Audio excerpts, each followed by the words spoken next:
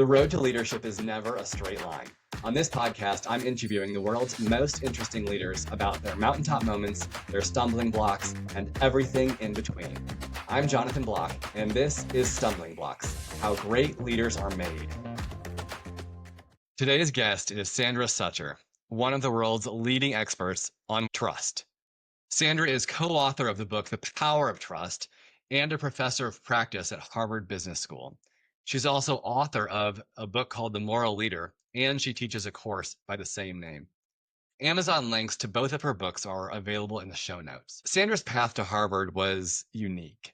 She grew up in Detroit in the shadows of grandparents who owned a funeral home on one side and an energy business on the other, with a little interaction with the mafia that you'll hear about. And then she spent decades in corporate America, in executive roles at Filene's Basement and also at Fidelity, where she served as the head of quality before moving to Harvard Business School. In our discussion, Sandra details what to do after we stumble, which, if you're like me, you will. It's apologize. She brings a research-driven approach to apologies that actually help repair relationships. I've found the model useful at work and at home more times than I care to count. As you'll hear, Sandra asks me to note that she references research on apologies by Roy Lewicki, Beth Pollen, and Robert Blount Jr., published in the Journal of the International Association for Conflict Management. And that study is linked in the show notes. Sandra also gets incredibly personal, sharing a stinging moment from her corporate career when a colleague looked her in the eye and told her she would not get the promotion she was working toward. Over the past 4 years, Sandra and I have become friends through my work leading PwC's Trust Leadership Institute. But when my role was eliminated as part of mass layoffs at PwC, Sandra took the time to offer advice, to offer insight, and to help me find my new way forward. So if you've ever had to say, I'm sorry, tripped over an unexpected stumbling block in your career, or wondered whether trust can be re-earned, this conversation is for you. Take a listen. Sandra, thank you very much for being part of the discussion today, the heart of the podcast today. It is a joy to see you, as always. And I've learned so much from you over the years. I think where I want to start, Sandra, is with apologies. You have a research-driven model for apologies when companies really muck it up, as unfortunately most companies will probably do in the lifetime of their organization. And I wonder if you can just walk us through what the research says is a good apology. Yeah. So, and let me be clear, this is not my research. This is from colleagues who have written probably the world's best and most interesting paper on apologies. And we will need to insert into the podcast the name of the researchers and the paper. Okay. Yeah. Yeah, because I don't want to sort of claim that that's mine. It's not. So, basically, I'm trying to think how to start here. So apologizing, like so much else related to trust, is a process. And it's a process where you're trying to engage with the other party and to show that you can think about the world, that you care about them, and that you can think about the world from their point of view. So, so the bad examples all have to do with making the apology about you. There's the famous Tony Hayward, after Deepwater Horizon, and he said, "I just want to get my life back." I remember that so And so clearly. it's very hard. I have tons of clips of different leaders, and don't get me wrong, if you're in the public apology realm, you do feel awful about yourself, right? In public, to tell people something that you've done wrong. So if you just sit for a minute in the psychology of that, that's a really tough place to be. So as much as it's easy to criticize, very easy to criticize these awful apologies, we should all be kind of humble about what it's like, even for someone to get the medal to kind of be there apologizing. So, points for trying, I think is always kind of how you wanna think about starting. And then, a good apology has 6 elements of which 3 really matter. I have preferred order in which I think these happen. But the first is always that you just have to acknowledge responsibility for what you've done and to say you're sorry. Now, I'm actually combining 2 of the elements there, so these are separated in the research. One is in the dominant idea here is the acknowledgement of responsibility for creating harm. That's the thing that people actually wanna hear you do. And then one of the 6 elements, this is 6 elements, more is better, is to actually say you're sorry for what you did. And I've never known anyone to actually be able to pull off saying I'm responsible for something, and then when they don't say I'm sorry, it's like, well, what's that supposed to mean? Mm. I was listening to I won't tell the company at the moment, a leader doing this, and he said, "This is my responsibility. This is on me." And it's like, so what? What does that statement even mean? What do you think it means? So I'm sorry at least gets me part of the way to my point of view. Right. But that's the first step. You acknowledge responsibility for harm and you say you're sorry. The second is you do have to give an explanation for what you did, and how you went wrong.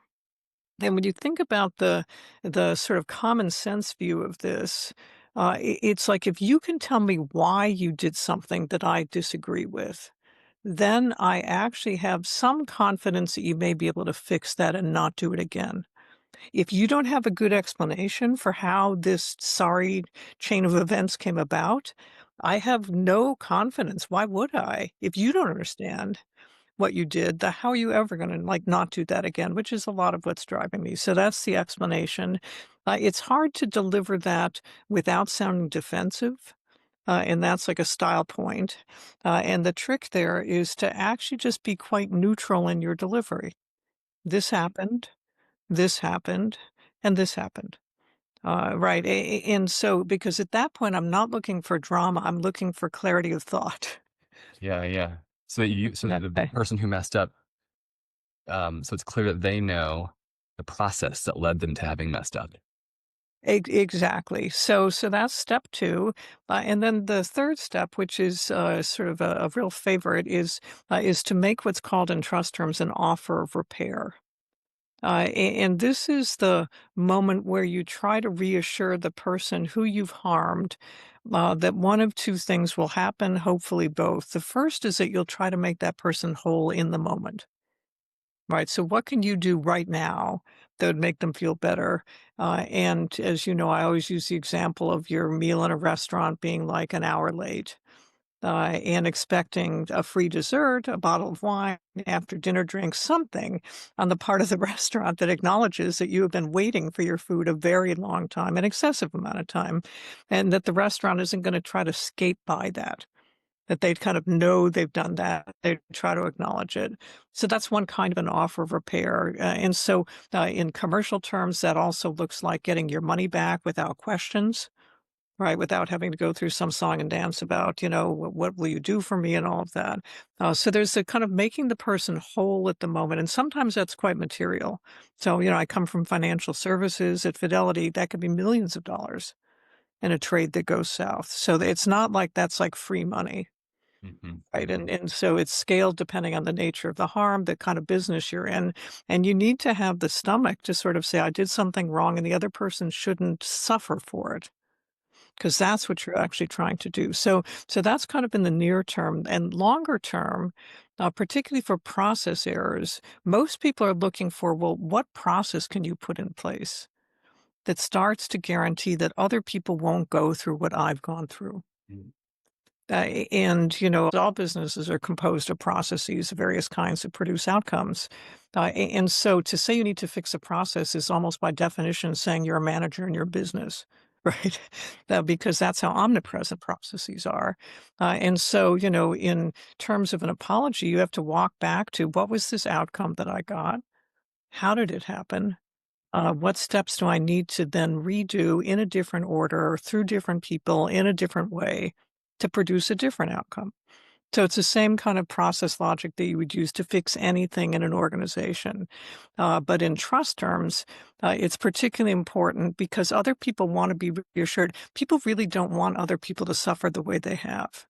Mm, And there's a funny kind of generosity of spirit. Well, I really don't want other people to go through what I've gone through. So when people try to litigate insurance claims, that's a moment where mhm, they're kind of going, what's the process going to be here for other people who are trying to get this benefit that you denied me? Right? It's a very real thing that people are doing. So, those are the three steps. I think the other thing that I'd say about apologies is that in terms of trust, there are kind of two categories of mistakes that you make. One is intentional. Meaning, you actually did it, you knew you were doing it, and you chose to do it otherwise. Anyway, mhm, mhm, the other, and most of the time, that's not that often in business. I mean, the number of people that actually try to do something and mess it up, that's vanishingly small.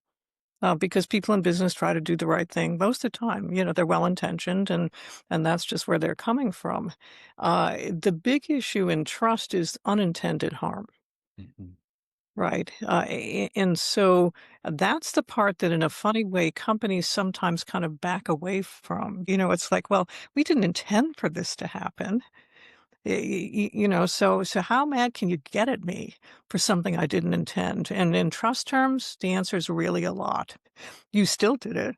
It still had yeah, these yeah. effects. And so when you think about apologizing in that kind of broader sense, intentionality, of course, matters. And there's lots of research that says that when people are discovered or presumed to have bad intentions, people judge them even more harshly, of course, Mm. than they would someone whose intentions they think are pretty benign. But when it comes to betraying someone's trust, I really don't care whether you intended to do it or not. You still did it, right? And that's kind of the big thing.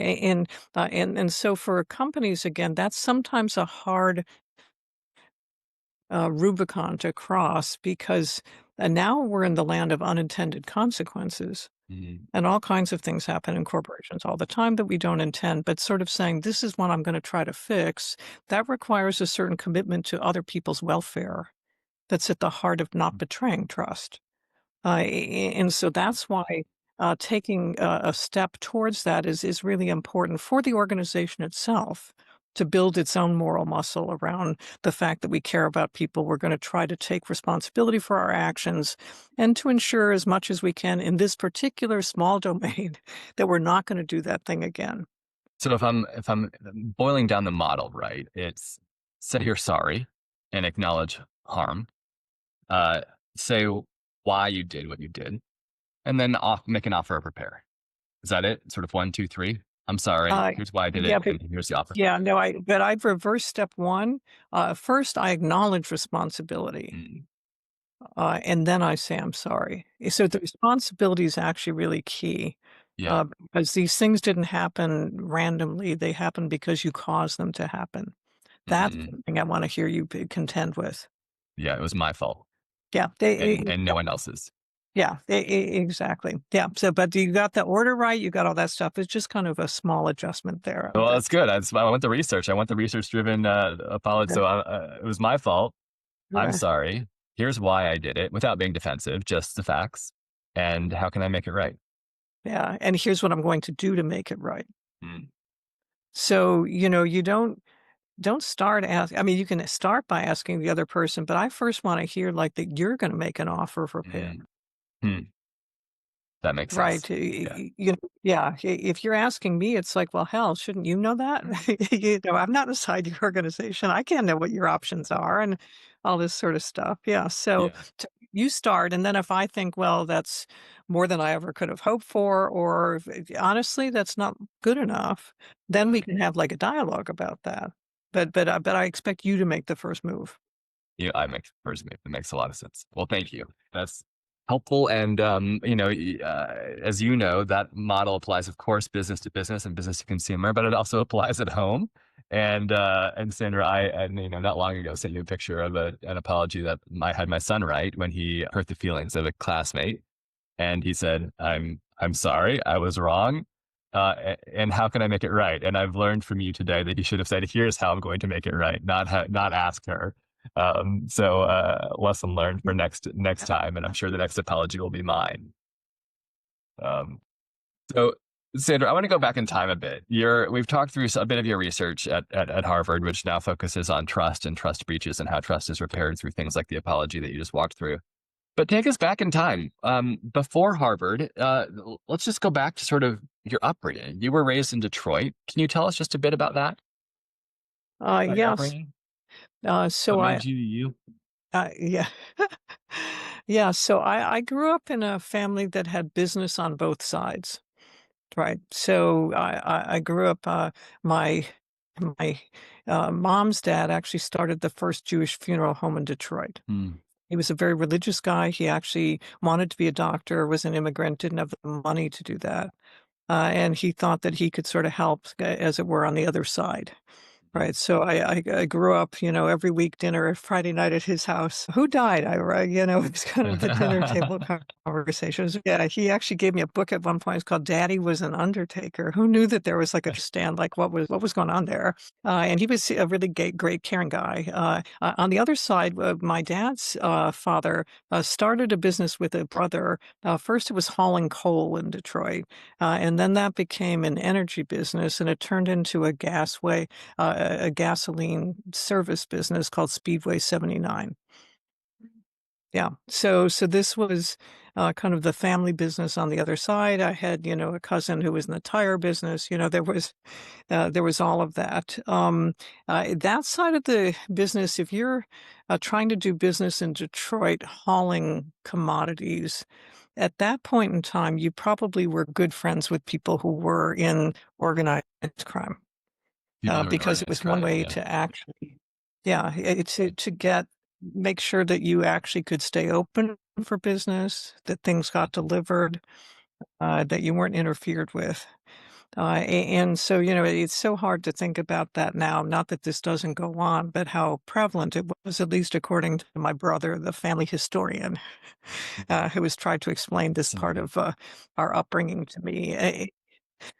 Yeah, and so it was a funny, always a funny view of, sort of the more I understood both sides of it, kind of understanding there's this great side of business where we're in business to help people, and then there's this other side where it's sort of like, what kind of an operator are you? What are the conditions under which you do business, and all that stuff. Okay, Sandra. So I'm so curious. You grew up in Detroit. You have grandparents who are undertakers. You've got a grandparent who works in the energy business. How do you then make it to? I'm so curious about how you then make it to Harvard teaching business. And you were off air. You were telling me about a story about a time when you challenged your dad. You said, I think something like, "Dad, if I can get into the Harvard School of Education, will you pay for it?" Tell us about that transition. He said, "If you can get into the Harvard Graduate School of Education, I will pay for it." Now, the subtext here was my boyfriend at the time was going to Harvard Law School, and so this was just a clever feint on my side to kind of relocate, and to be there, and to make good on this obligation to my dad, and so that was how I ended up in Boston, where I've been ever since. Yeah. Right. Yeah. So, and also, at that time I got a master's of arts in teaching. I've always had a sort of a lifelong commitment to education, Hmm. despite the cynicism that I'm describing the story with. And so, I wasn't unhappy to have that be part of my life. And in fact, I always thought that at some point I might become a professor, but I, as you know, took a detour. I was in the joint MBA doctoral program. So this is a program that doesn't exist anymore, largely due to people like me, because what it guaranteed was that you would get both an MBA and a doctorate Hmm. from Harvard Business School. And what some people did, me included, was after the MBA part, what I said was, and this was true, I'd only worked in nonprofit businesses before that. I'd never spent a day in a business organization. And I could not imagine how I could teach in a business school, do research, do anything if I didn't know business, despite the fact of having grown up in the family I did and all of this. And so I left for what I thought was just going to be like literally just 2 or 3 years. And as you know, it's more than 2 decades, with 12 years at Fidelity, 10 years in fashion retailing before that. And board assignments and stuff like that. So it just turned out I kind of liked being in business. It wasn't like this theoretical thing.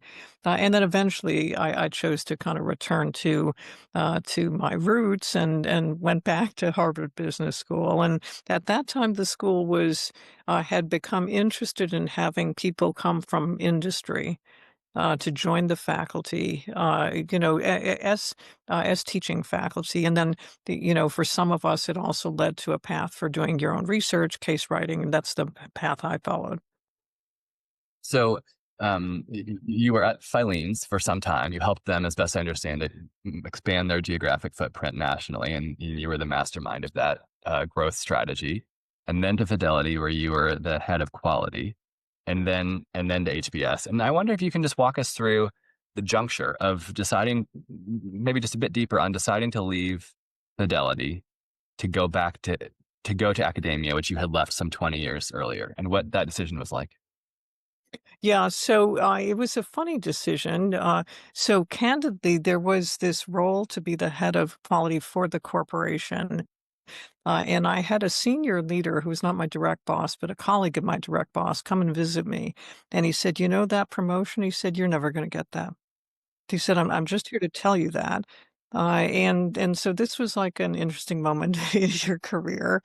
And, half of me, no, I would say a quarter of me was grateful that someone was being candid. Three-quarters of me was, are you kidding? What's this conversation like? What are you doing here? So, but nonetheless, I then immediately went downstairs in the building I was in to talk to some friends in human resources. And I said, I need a career coach. It looks like my path, up at Fidelity is going to be blocked.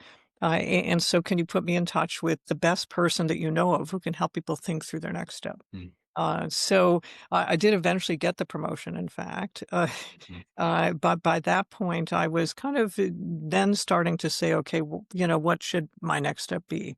And so, haven't, it's only recently I've started telling this sort of the backstory to how I ended it. Usually it's just, I've always liked education and all that stuff. But at this point, I feel like I think I'm disclosing that because these kinds of roadblocks come up in our career with some frequency.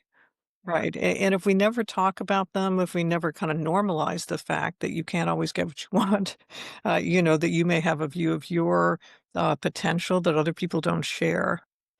And most important, I think the big lesson I learned from that is that you have to take charge of your own career. mm, If you're actually waiting for someone to know you better than you know yourself and to figure out like what's your best next move and all that stuff, I just, in retrospect, I don't think that's a reasonable expectation to hold of an organization. Why should they know you better than you know yourself? And so it's made me far more, I would say, interested in making sure that at each step along the way that I'm pretty intentional about what I'm doing, and that I take a lot of guidance from people, but that at the end I acknowledge that it's my path, right? It's something I'm on that I carve out. But it's also made me, in terms of the mentoring I do for other people, quite open to the notion that we are all interested in many things. And the fact that this door gets closed, but the door right next to it might open up, that's just interesting, right? And one of my favorite notions from a guy who had worked at McKinsey was a notion of kind of portfolios of interest mm, that mm, each of us have things that we're interested in. And he described it at the time in a book as literally file folders of mm. articles and stuff like that. And so I think that most of us actually have some of those are sort of in the commercial world, some of them are professional things, some of their community things, and we're all so much more than the single view of us as a professional in whatever sphere we're in. And I think sort of understanding that full view of who you are just helps you make decisions at times like that. Where you're just more grounded in sort of what you're like, and it's like an endless journey, to know that. It's so interesting that you look at that moment where you didn't get the role that you wanted, or you eventually you did, but by the time you got it, you were ready to make another move out of Fidelity. I was on hosting a podcast with Doug Conant, who I think you know, this former CEO of Campbell Soup, And he said something similar that when he was in his mid-30s, he was laid off. And it was his professional coach offered to him through the layoff process that helped him see himself in a whole new way, helped him Right. sort of discover, as you say, sort of these portfolios of who he was and what his true interests were, and then absolutely accelerate his career to become, a global CEO and now a mentor to many hundreds or so, even thousands of CEOs. But it was because of that sort of catalytic moment where he didn't get what he thought he wanted, and Yeah. he really dug deep to discover what he really did want. Um, okay, so you are moved from Fidelity to HBS, and at HBS you teach a really interesting course on moral leadership, Sandra. And I have a couple sort of specific questions for you about some of the kind of the what you bring to bear there. Um, One of the things that you talk about in your course, as best I understand it, is this notion of missed opportunities in moral leadership. That you highlight that the opposite of moral leadership is often a missed opportunity rather than outright immorality. And I wonder Yeah. if you can like talk about that a little. That's fascinating to me. This notion of omission versus commission.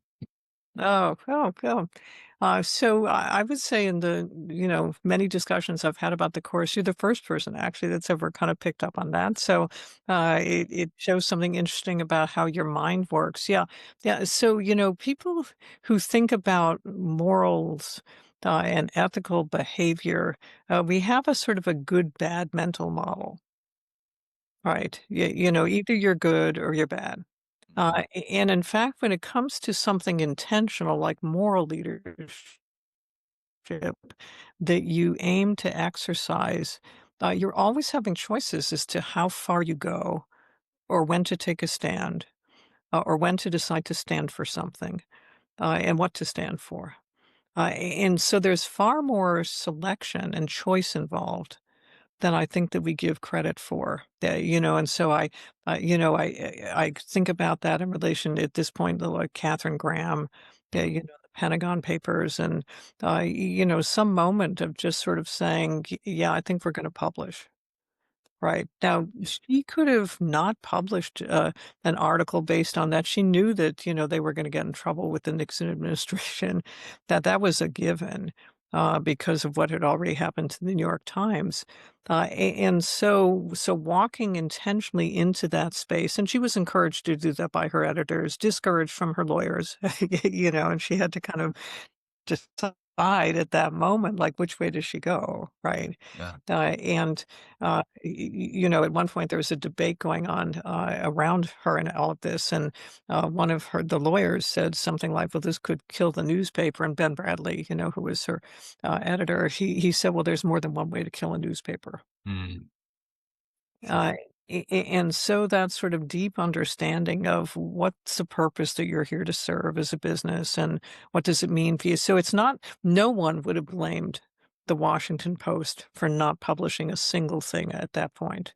They would have been a prudent business decision to not walk into a certain kind of legal wrangle, which went to the Supreme Court. To decide. But at that point, so that's what those moments of choice are about. That's why it wasn't like it was the wrong decision to not do it. It was just a different decision, and different in the sense of how much kind of a moral stand you're willing to take and accept the consequences of. So that's what that terrain was that I was trying to that I try to explore with students about that is the kind of, at this point I think we're more comfortable using terms like intentionality Mhm. that you bring to those choices, and it does require having a certain view of yourself as a moral actor. Right, as Mhm. a person who makes moral choices, and who is comfortable with that identity. There's interesting research that says the more of those choices that we make, the easier it gets to actually make those choices. Because the more of the choices that you make, the more you see yourself, "I'm the kind of person who makes those decisions." Mm. And so when you see interviews with activists of any stripe, they're on a path of self-affirmation, Mhm. where one action leads to another and makes it easier for them to take the next step and the next step and the next step.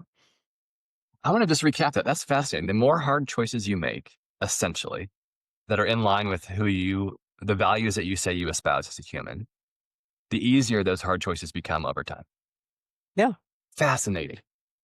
I have never heard it expressed that way. Yeah, well, when you think about what you're afraid of when you're making those choices, Yeah. you're afraid of the consequences. So you go through the mental calculuses, I do this and then this happens. And so if you do these things and the consequences turn out to be either as bad as you thought, but no worse, or not as bad as you thought, or that you have the strength to endure them, Mhm. you then get a different view of your own strength and agency.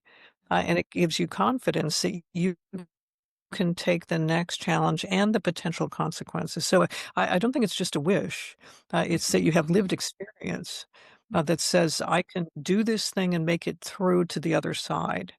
I may not be happy, some bad things may have happened, but I can live with the self that comes out the other side of this. And then when that proves to be the case, then that does sort of pave the way for a next decision. I mean, there's a momentum effect there that at some point, given the need to be prudent and thoughtful about what you do, that you want to make sure that you don't get into something that spirals, ever forward, because there may be points where making that kind of a call at any given point in time is not the smartest thing to do. So it's not like the way forward is always to kind of do the obvious, straightforward thing. You study someone like Thomas More and all the ways that he tried to avoid, getting killed by Henry VIII.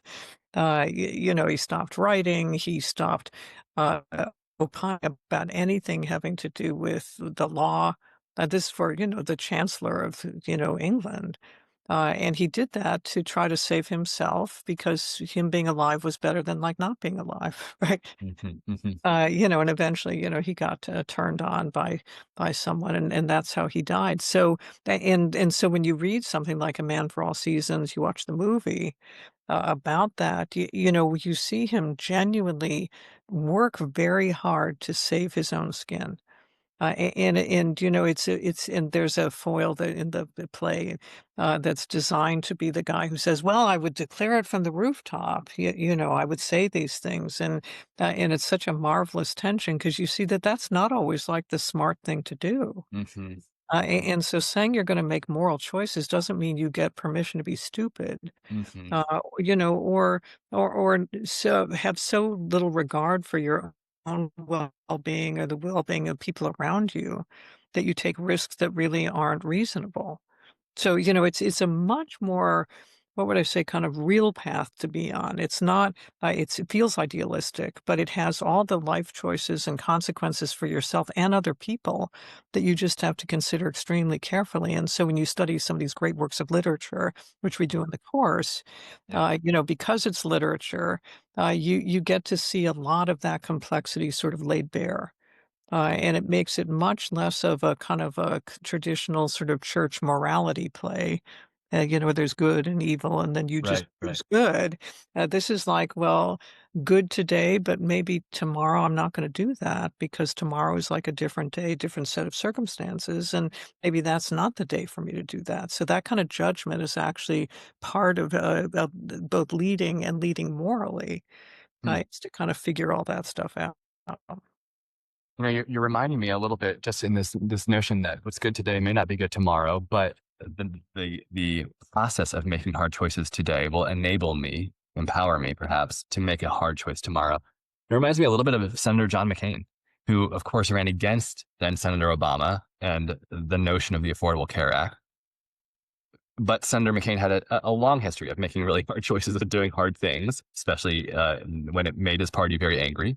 And then after Senator Obama won, and then President Trump won, and the Affordable Care Act was challenged, it was Senator McCain who was the linchpin vote to preserve it Right. because he had built up a lifetime of doing hard things and doing what was right today. Even if it was right today, it wasn't what was right yesterday. Correct. Yeah, yeah, and I think that, it's so helpful for people to have that pragmatic view of moralism, Mm, and that sense of timing and context and, consequences, and, it's always grounded in some very real reality, mhm, and the people who are really good at it stay really deeply connected to what's real, and they Hmm. don't move into some place in their head where they're imagining a world where things happen, either good or bad. Yeah. Yeah. Sandra, a couple of final questions for you. One is going back to where we began, which is around the notion of apology.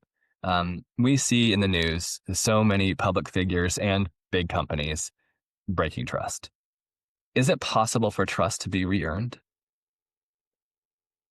I would say that it can be regained, but it can't be fully restored Mm. to the place that it was before. So in my new course at Harvard Business School, Building Trusted Organizations, You say I the name of it showed again? students Say the a name of the picture. course again? It's Building Trusted Mm. Organizations. Yeah. Yeah. Sorry, go ahead. Yeah. We had an exercise at the end of our discussion of sort of restoring lost trust, a series of 5 classes about that. And I showed the students 2 pictures of vases that had been broken. So one was kind of opaque and it had like a big Band-Aid on it, and you couldn't see into it, but you could see it had been mended. And the other was clearly translucent and it had all these cracks. It was still holding as a vase, but it had cracks in it. And I asked them to vote, on which of these sort of was their picture of what it looked like to restore lost trust. Mm. Because you just can't imagine it's ever going to go back to where it was exactly. And so knowing that it's been repaired, what's it look like? And by and large, they centered on the translucent, but the cracks are visible. Mm. Mm. Now, one of the engine design engineer in the class, she said, I'm a little concerned this thing isn't going to like hold water. I mean, she meant that quite literally, that that it wasn't functional, Yeah. and that she'd wanna do some stress testing to make sure that, it wasn't gonna, like, blow apart at some well, and it's an engineer speaking, design Yeah, engineer, absolutely. so I she love it. I love it. yeah, into the material science behind this and all of that, which was quite marvelous. But for most people, they got the fact that you could see the Band-Aid, but they didn't like not being able to see into it, and they didn't think that felt to them like a black box. Mm. So some notion that I can see the relationship that we had, it's not like those cracks ever fully go away, Mm. Mm. right? So I know you did that, and we both decided through some process to move on.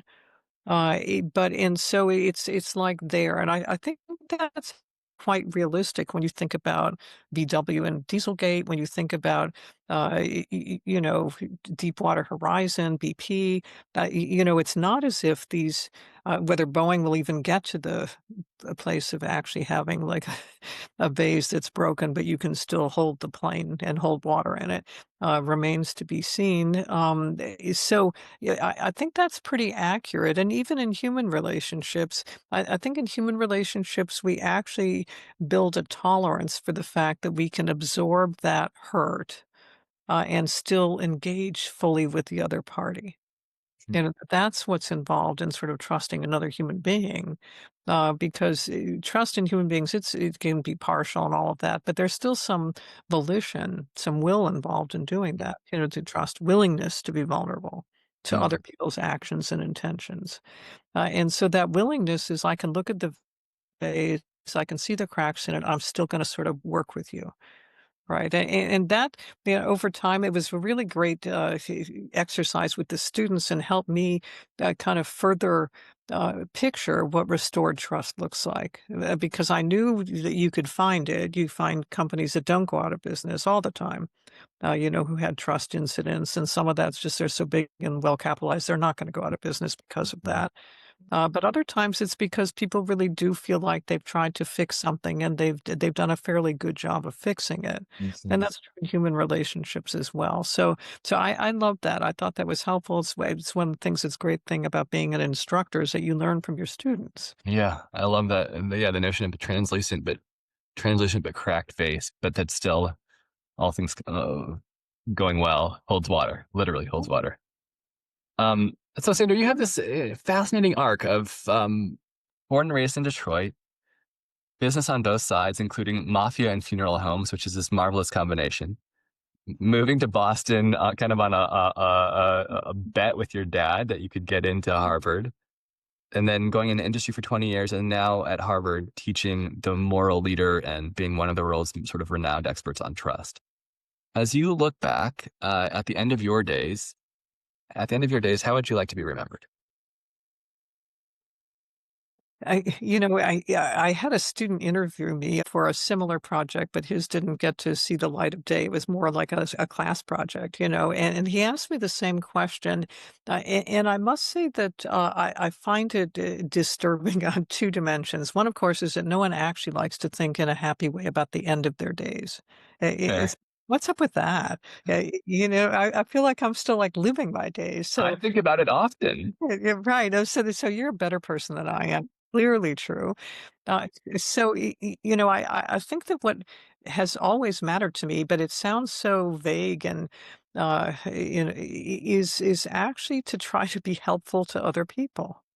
So I'm deeply motivated by seeing organizations do better than they would have done otherwise if I hadn't had some involvement with them, seeing individuals do better than they might have done if I hadn't had any involvement with them. So, I have as large an ego as I'm sure you've encountered in our work together before. So it's not like I'm this selfless individual, who takes no credit for the work I've done. I'm very proud of the work I've done. I love it.